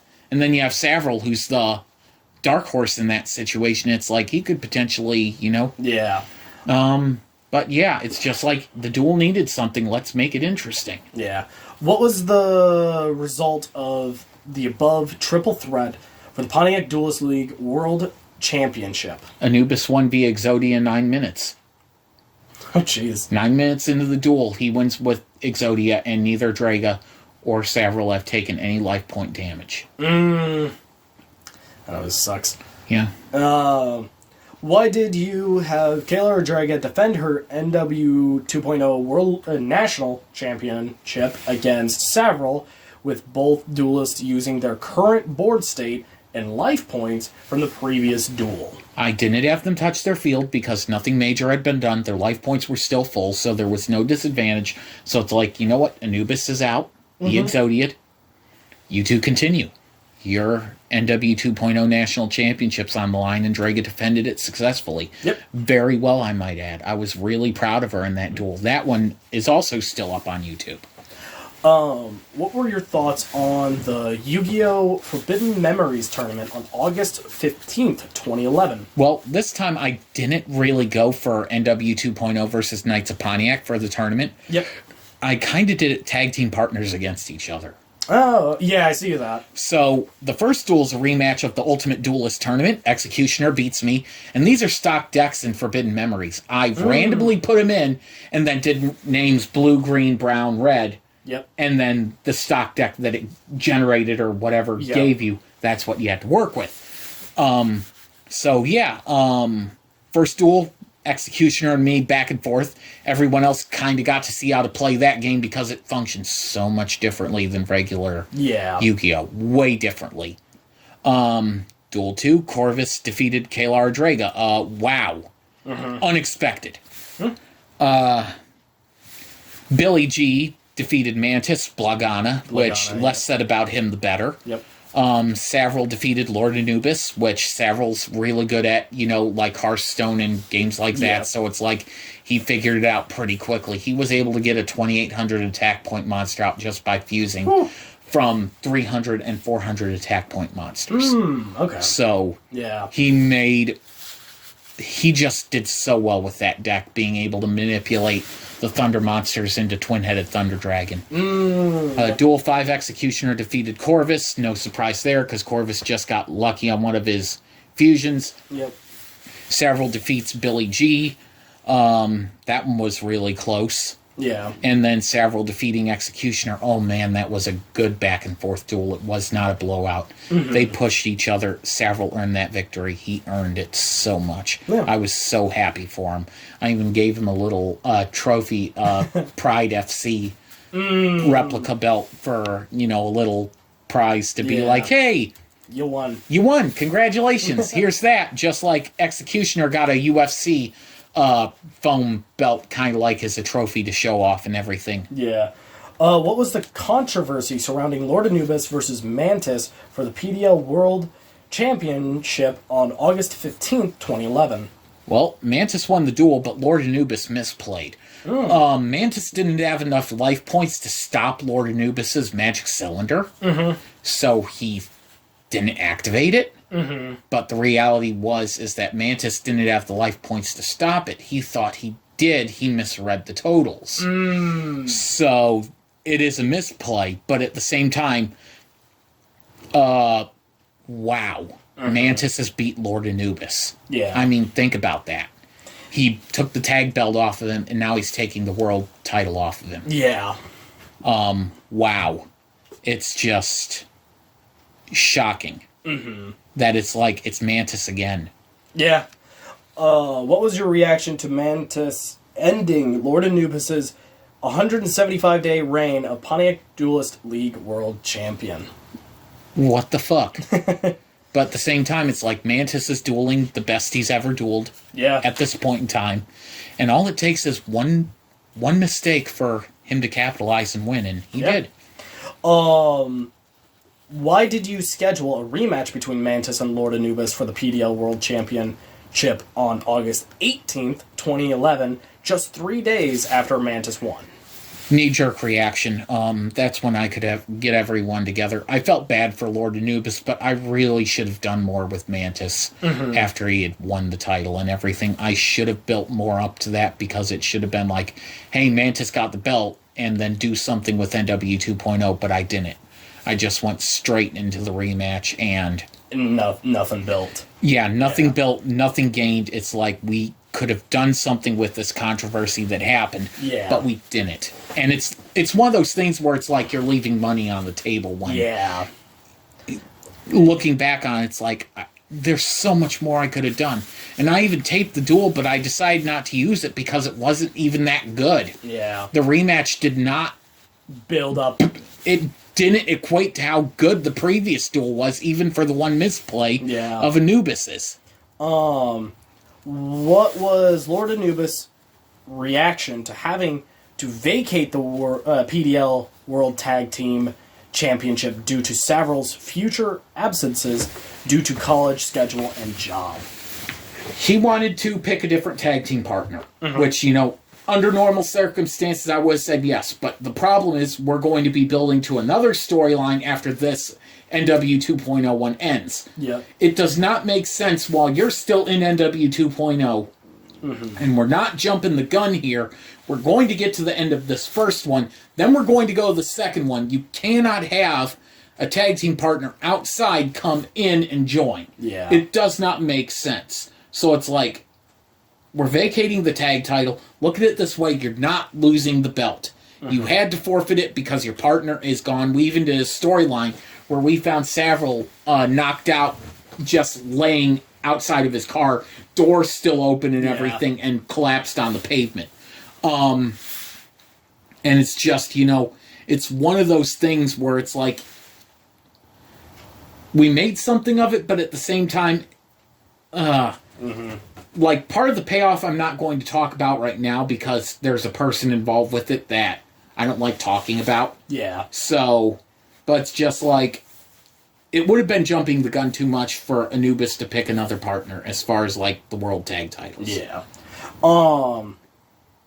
What were your thoughts on the rematch of Mantis versus Lord Anubis for the PDL World Championship on August 18th, 2011, as well as the subsequent rematch? Anubis exodied, but he exodied a little bit too quick, in my opinion. It's like he's not using Sangan to get it. He's not using Witch. He's getting it a little bit too... quickly. And it's like you're not even searching for it. Like, you know me. When you're dueling me, I don't really have search cards except Lemon Magician Girl. And you know when I'm trying to search it out. Oh, yeah. He's getting Exodia within 2-3 turns, and he's not searching. And he's got search cards in there. Yeah. He's not playing Pot of Greed or Graceful Charity to go through his deck to get it. He's just getting them. It's suspicious. Yeah. Yeah, it was just... I was like, this doesn't feel right. Like, you could tell that something was not right. Yeah, you get that gut feeling. The one duel of Mantises where he got Exodiad is on YouTube. Go ahead and watch it and everything. Anyone who wants to, have a look, because it's just like looking at it, looking back at it, it's like, this just doesn't look right. Yeah. What were your thoughts on Ibn Messiah debut in the Pontiac Duelist League on August 26th, 2011, and winning the Knights of Pontiac Hardcore Championship the very next day? Thoughts on her debut? I was very happy that we got another female duelist in the Pontiac Duelist League. Yeah. Originally, she had won the Pontiac Duelist League World Tag Team Championship from myself and Kayla Ardrega, who were named the new World Tag Team Champions since we were #1 contenders to Anubis and Savaril. Unfortunately, that got revoked and everything because of her partner and everything cheating in duels. But my thoughts on her winning the Knights of Pontiac Hardcore Championship a day after her debut, holy shit, there's something here. Yeah. It's like, I don't know what I have quite yet, but I know there's something there. Yeah, it's about like you. It's like when you beat Mantis and got the title off of him, it's like, something's here. I don't quite know what, but I know there's something there. A statement was made. Yes. What were your thoughts on God, I'm going to struggle with that name. Ibn Messiah? Ibn Messiah's PDL World Tag Team Championship win being annulled. So it would have been the 26th or 20... I think the 26th? Or 25th, sorry. I'm going to go to my records here because I want to make 100% sure that I'm doing this right. August 26th. Yep. Yeah, her partner was cheating in duels, so... And this was also the boyfriend that she was dating at the time. We found out about it, and it was even on some of our tape duels. Those duels of his are not going to be shown ever again, because it's like I'm not going to promote someone who did something like that. Yeah. But it's just like, it sucks, because she would have been a World Tag Team Champion, but... That happened. Yeah. So it's like, nope. Sorry. Yeah. What were your thoughts? I really am sorry for her, because she didn't deserve that to happen to her, but, you know. It happens, unfortunately. Yeah. What were your thoughts on the first duel between PDL World Champion Lord Anubis versus Executioner on September 7th of 2011? Anubis caused a draw, deck out via Exchange of the Spirit, I believe. And then it's like, this sucks, we should rematch. And then he refused. He refused to rematch. It's like we're taping a title match for people to see and everything. And the duel is really short, and it's like, there's not enough meat on the bones here. Yeah. It's like you caused a draw, you caused your opponent and yourself to deck out at the same time using exchanges. No, it wasn't Exchange of the Spirit. It was Final Attack Orders and Chaos Emperor with our rule set. Mm-hmm. So Executioner and him both decked out. Yep. And it's like,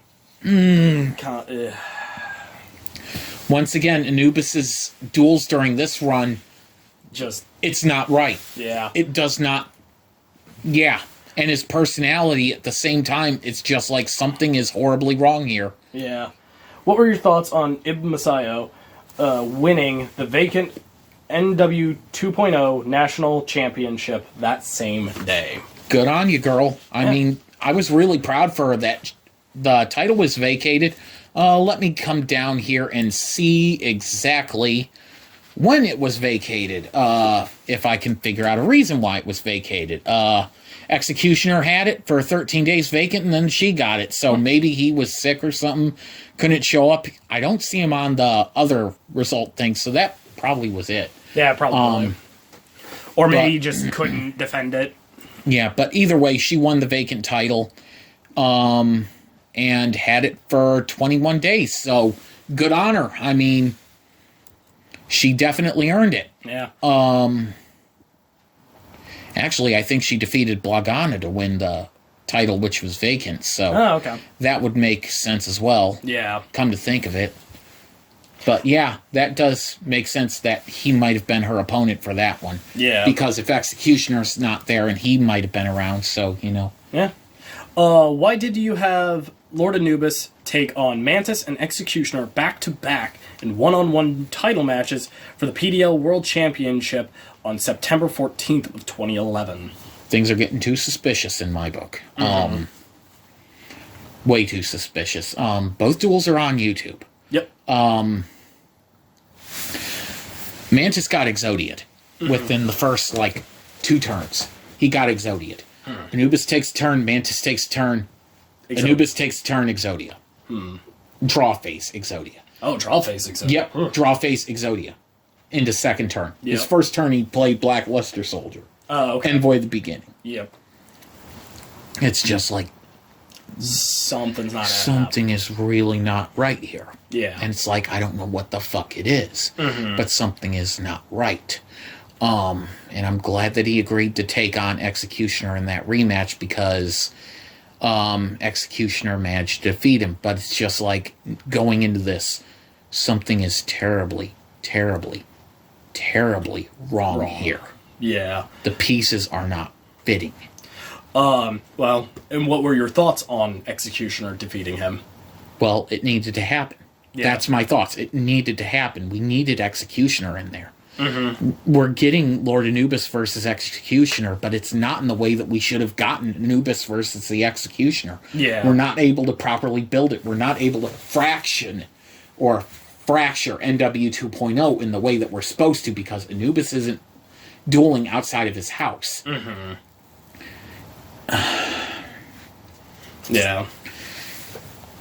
And I kind of have mixed feelings on this, because there's a lot more to this situation, which I'm not going to bring up, because it wasn't because of something that Lord Anubis did. It's something that was happening in him and his mom's personal life that was causing him problems, that was taking his head completely out of the game, that was making him make decisions that otherwise he would never have fucking made. Yeah.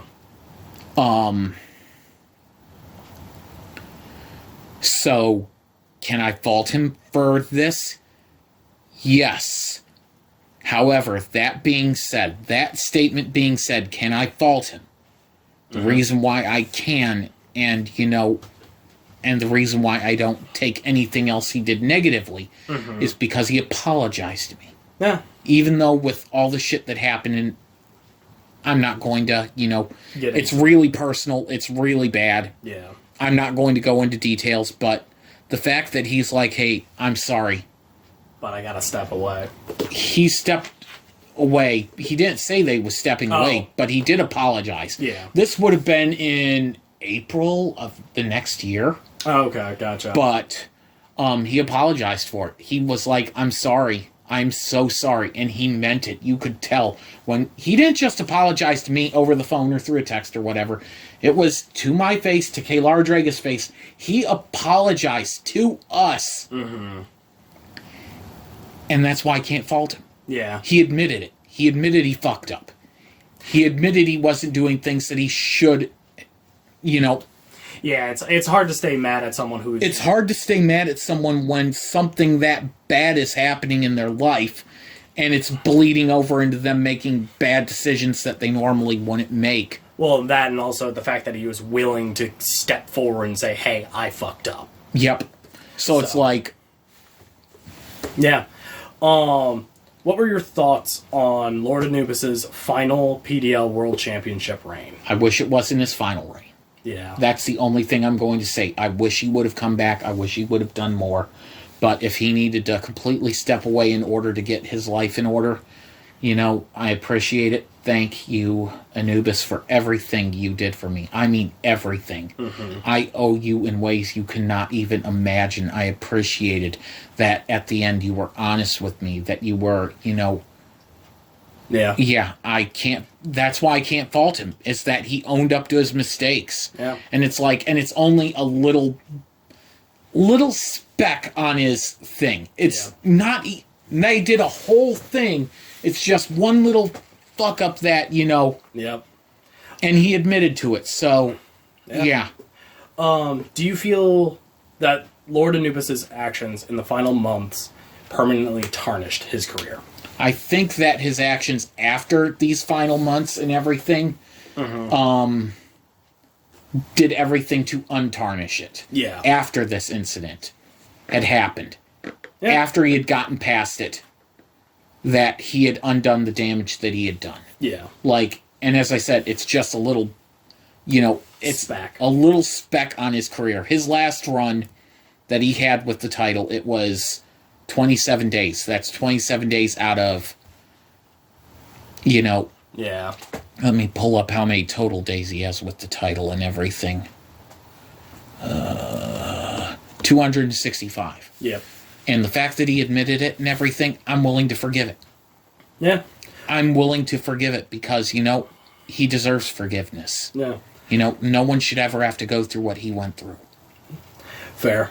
So in your opinion, who was the best Pontiac Duelist League World Champion? Savaril. Yeah. Savaril by a mile. And our only champions during this time, it's not a big list. No. We had Savaril 74 days, Mantis 6 days, Kaylar Draga 35 days, me 12 days, Lord Anubis unifying the FTW title. Yep. Has it 175 days, then Mantis 3 days, Anubis 27 days, which it's sorry that I have to be like that on his last run, but, know. But, and then Executioner started his 64-day run as world champion. Yep. So there was some good that came out of the negatives. Yeah. Who was the best New World Organization world champion? Well, Savaril 127 days, it's kind of hard to argue against that. Yep. Kaylar Draga, you could also make the argument because she was doing more title matches in her 111-day reign that she, earned it. But Savaril's defenses were a little bit more dominant. Yeah. As far as, everything. Yeah, goes. I'm just going to go through the list here real quick. Savaril 127 days. Anubis unifies it for 1 second. I have it for 5 hours on the 26th. Lose it to Kaylar Draga. Then we have Axor, Kaylar Draga on the 26th. Me on the 12th. Kaylar Draga on the 16th of March. Executioner March 16th, Kaylar Draga March 23rd. Then we have the entire tour going from April 2nd of 2011 all the way to April 8th of 2011, which saw me win. Draga gets it back on the 14th of April for 15 minutes. Executioner gets it 7 days. I get it for 12 days, then Kaylar Draga has her 111-day run, and then Executioner gets it August 22nd, and then the title is vacant on September 4th. Ibn Masayo gets it on the 7th. has it 21 days, so Yeah. that's where that is.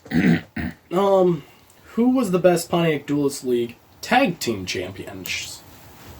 Okay, so we're starting off pretty strong here on this one, because I know that it's Lord Anubis and Savaril. Yep. Gotta find the first run on here, because holy shit. There we go, 198 days. Then lose it to Mantis and Corvus. They unified the title with the KDL tag titles. Then me and Kayla Draga get it for 56 days. Mantis gets it by himself on the 3rd of May. Anubis and Executioner get it for 15 minutes. Me and Kayla Draga get it back same day. 18th of 2011 for 34 days. Anubis and Savaril for 55 days. Vacant for 19 hours. Me and Kayla Draga have it for 132 days after that. So, but I still don't think that we topped that Anubis Savaril run. Yeah. Like, that was peak Anubis. That was Anubis at his absolute fucking best. Yeah. I cannot say that we did better than him. Who was the best Knights of Pontiac hardcore champion? Well, I'm just gonna say this. There was a period of time from, like, oh boy, like June 21st through June 24th, Mantis and Corvus put like 40-something title changes on this title.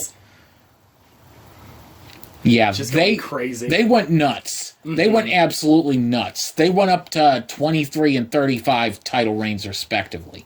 So I'm not going to go through the whole thing. Yeah. But because that would take some serious time. The hardcore title's always going to jump around. Yeah. The longest reigning champion was Mantis with 22 days. Yep. So I gotta give it to Mantis during this tenure because he's on top. Yeah. Who was the best Knights of Pontiac FTW champion? Lord Anubis, 127 days, That and makes sense. didn't lose a fucking duel in the process. I mean, amen, hallelujah. That was Anubis at his peak, Yep. right before he won the world title. Can't say anything else. Yeah. All right. We're getting close to the end, so that means it's report card time. Oh, good. Starting off with you. Well, I'm just going to skip me because it's like, you know, I'm not a real big fan of talking about, you know, myself. I felt like my dueling was some of the best dueling that I had ever had. Yep. I have no complaints about my performance as far as that. Mentally, I might not have been in the right spot during certain sections for reasons that you guys now know about. But at the same time, you know, it is what it is, but yeah. Yeah. Lord Anubis.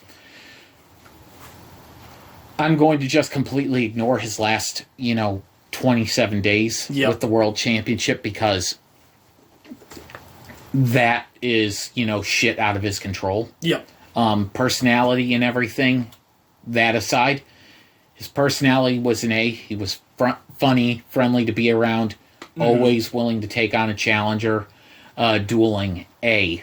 Like, before the shit hit the fan, he was so good. Yeah. And it's like, he is really good, really dominant in his duels, but he's not overpowered dominant. You know what I'm saying? Like, he's pushing you, but, Next would be Executioner. Well, Executioner, I think, fell down to B on this one as far as his dueling went. I think it's just because he had a string of illnesses, too, during this time that he wasn't Just there as much. Yeah. His personality is always an A. Yeah. Like, no problem, but it's just that his attendance and everything being what it was. Well, it's going to negatively impact that because it's like, you're not winning as much championships, although he did make the last-minute save at the tail end for us, so... Yeah. Savaril. Personality and dueling A. I mean, amazing person to be around. Knows his cards so well, and for the... Yeah. Oh, man. I can't say enough good things about the guy. True. Mantis. Mantis, gotta give his dueling a B on this one. Didn't do too bad. Solid B, B+, territory and everything. Yeah. As far as personality, A. I mean, guys like Brother, even though brothers disagree a lot and everything. During this time, not so much. Yeah. But Mantis, really good during this time period. Really happy of him, really proud of him. Kayla Rodrega.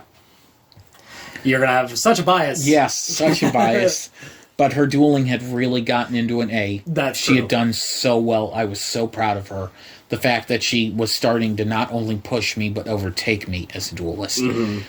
So happy for her. And personality, I love her. She's my wife, the love of my life, and everything. So, yeah. Yeah. Corvus. His dueling, B to C. Yep. His personality, really erratic. But it's like... It's really hard to separate who he was back then versus what he's become. Yeah. As like during that time, his personality, I can't even grade it because he was wearing a mask pretending to be something he wasn't. That's fair. And it's like, and it's the mental illness that he still got that, Yeah. Death Pool. Yeah, fake a death threat and say it's from someone else, fuck you. Yeah. You don't even get a grade 0. Yep. Immasayo. Dueling was a B. Really good duelist, not very motivated and everything, but didn't need to be motivated, you know? It's like, you're good enough as you are, you know? I got no complaints. Personality, A. Real fun girl to be around and everything. I know her and Kayla Draga got along, you know, really well. Yep. But not a single negative thing to say about her. I'm really happy. And now we're going to move on to the tag team report card. Okay. This one being a strong start, Lord Anubis and Savaril. Arguably one of the best tag teams in the history of Pontiac Duelist League at this point. Yeah. Dueling and personality, A. Nothing bad to say about them. Yeah. Not a single bad thing. They were one of the best tag teams ever. And their second title run, they didn't even get beat for it. So, you know. Next would be you and Executioner. I think we kind of missed a step here somewhere. I think we missed a step in our dueling. Just, it hadn't clicked yet. It wasn't clicking for whatever fucking reason. Nothing against him. Keep in mind, I'm not criticizing him. It's just we weren't gelling like we should have. Yeah. But dueling, I'd say a B. We lost a step somewhere. Personality, though, A. You know, fun to be around and that kind of thing, and, you know. Yeah. Next would be Kayla Draga and Corvus. How the hell did they keep beating us? Dueling's a C. Mm-hmm. Possibly B, because if she's running the show, well, it'll be better. Yep. And they were decent. Well, she was always an A, but him just, you know, not. Next would be Mantis and Corvus. I don't know why they work so well as a tag team together, but they did. Chaos and chaos just equal more chaos. Yeah. It's felt like Joker and the Riddler from the Batman movie that just came out. I mean, really good. But yeah, they're dueling for that little bit of time that they were on top. I'd say solid B+. Mm-hmm. Mantis's personality was an A. Like, I got nothing bad to say about him. Yeah. Other side, not so much. Yeah. Kayla Draga and Deathpool.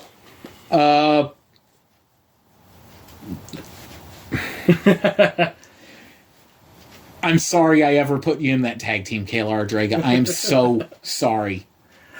Well, I apologize. I can see the thought process though, because they were both running Elemental Heroes, right? Yeah, and not to mention she doesn't have a partner because NW 2.0 and all that.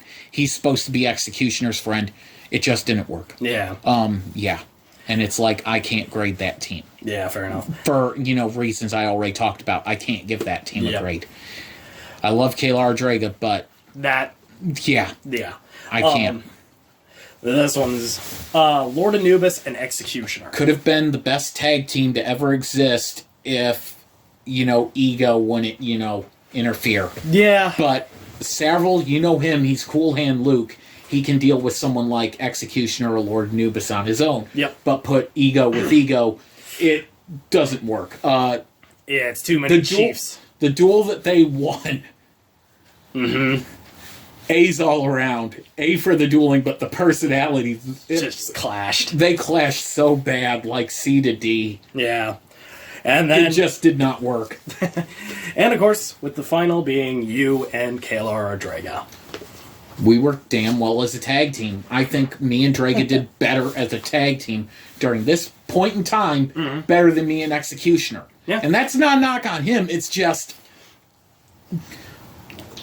for whatever reason, me and him were two left feet. Maybe it was just the decks you were running at the time. We were running the same decks. It was just something was off about us. But our dueling, I'd say, solid B. Me and Draga. Personality A. But Yeah. we weren't the best tag team, but we were the tag team that had to step in when the best couldn't be there. Yeah. And it's like, why didn't you pick Executioner to be your partner after Savaril had to go? Well, me and Executioner had been done already. It's like, and since we're not gelling like we should, maybe if we take a little bit of time apart, maybe when we get back together as a tag team, it'll work. But For now, I'm trying something different. I'm trying to build up Kalar Draga. yeah. And it's like, you do your thing with the world title. I'm going to try and do my thing with her. And it's like, that'll free you up to just focus on that. Next one's going to be a long interview. Because we're going to kind of be doing a watch-along. We are going to break down the entire Knights of Pontiac versus NW 2.0 storyline. Some of these videos will never be released on their own again. Some of these have never seen the light of day. For obvious reasons. But this will be the entire storyline. Yeah. Pretty much unedited. Pretty much uncut. I'm going to do my damnedest, but this is going to be a very long video.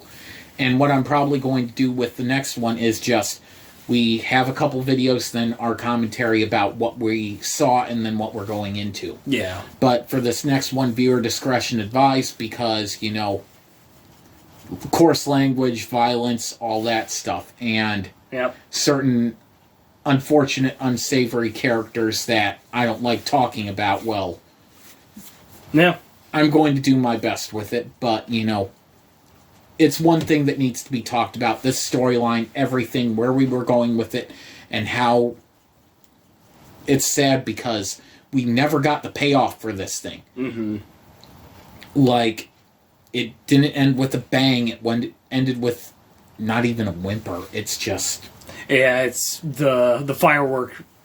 The fuse was lit, but it didn't ignite. It turned into the Hindenburg. It went down in flames. Yeah. It didn't do what it was supposed to. But it wasn't for stuff on the inside. It was for outside bullshit. You know, real life kicking multiple people in the nuts. Yeah. And then you lose the train off the tracks and the boat motor gets flooded and... Yeah, it's just not working out. The train's got no brakes going into the station. Unfortunately, yeah. The tractor trailer slid off the ice-ridden road, and it started out so good. Yeah.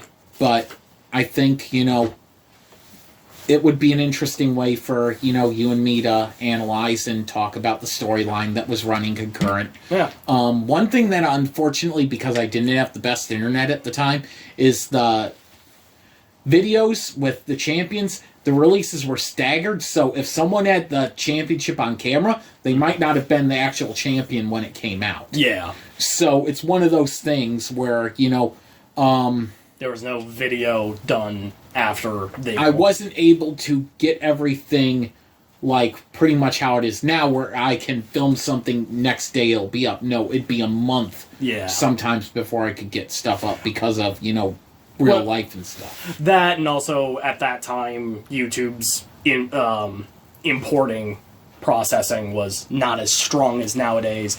Internet back then was just not as fast. Yeah. So. But it's just, you know, for everything that it is, next time, Knights of Pontiac versus NW 2.0. The entire storyline. Yeah. So you're going to get to see the highs and the lows and, you know, hear me talk about it. So. Anyway, this is Hollywood Big Boss with Alistar, newest member of NW 2.0. The rising star, the world champion. I was like, and the champion right now. I mean, you earned it, man. Yeah. But anyway, this is the end of our little show at hour and 54. So thank you all so much for listening. And we're signing off tonight. Bye-bye.